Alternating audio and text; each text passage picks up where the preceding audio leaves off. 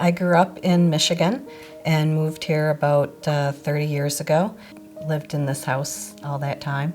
Married, have 3 kids, mostly all grown and moved away. And then our grandson lives part-time with us. We do a lot of hiking. We also we bike and do a lot of outdoor activities. I was pretty active at the time. I was having a hard time though, not feeling great, knew something was not right, kept thinking I was having the flu, and then one night felt really bad, felt really sick, chest pain, nausea, arm pain. My son actually called 911, made me call 911, and they came, and I refused to go with them. But I promised that I would go in the morning. And so we went in, and I had a near complete blockage of my LAD. And so they put a stent in at that time. I was in the hospital for a couple days there and came home and continued on for 11 years without any trouble.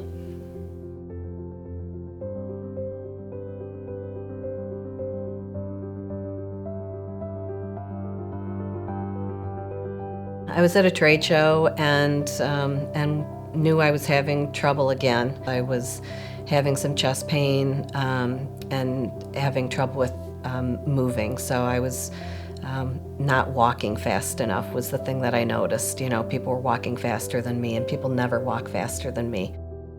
So I felt like something was wrong, but I didn't think a whole lot of it until the following weekend.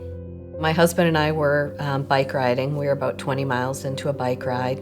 I had stopped and unclipped, was taking a drink, and I felt terrible. I mean, I've just felt terrible. So I needed to lay down, and I rested for a bit. And I was just dizzy and felt really bad, chest pain and nauseous. I knew at that point that something was going on. So I told him, call 911. No, hang up, don't call 911. Kept thinking, you know, maybe it was low potassium or heat stroke or something, and finally sent him home to get the car and come and get me. And he didn't want to do that. He was really mad, but I didn't want to call 911. I mean, I just kept thinking, it's not, you know, it's not that. And that's what it is. It's that I don't want to do all of this and it not be something serious, right? That, you know, I'm going to get there and they're going to tell me it's nothing. And here I've wasted all these resources for nothing.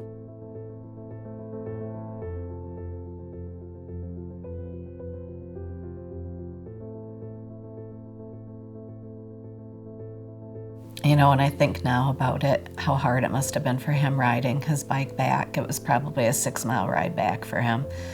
And I know he rode as fast as he could to get the car and come back and get me. And he left me there with the phone to call in case I needed to.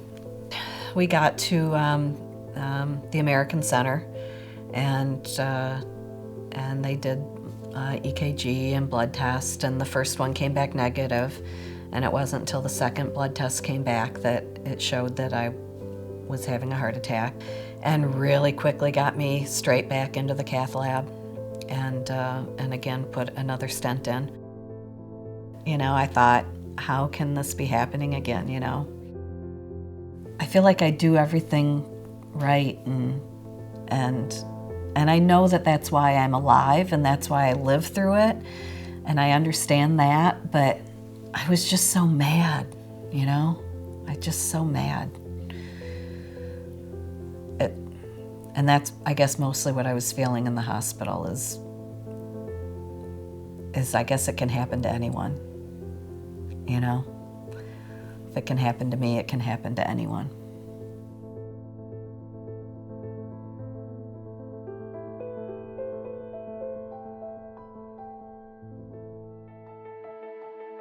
I work out, I take good care of myself, but I know I have a lot of stress in my life.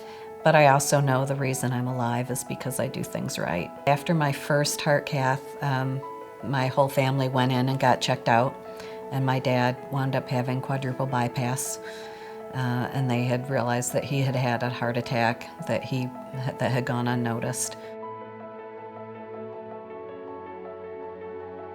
One of the things that as women we tend to do is worry about everybody else and not worry about ourselves, and not take care of ourselves and not put ourselves first.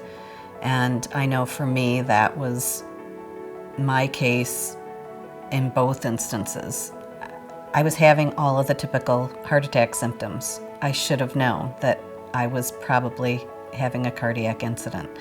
And yet I was thinking about everybody else and not putting myself first. You know, I'm lucky. I'm glad to be here for my family. You know, I want to be here for them. You know, I've got a little grandson who I love dearly, and I want to be around for a long time for him. You know, I want to have more grandbabies.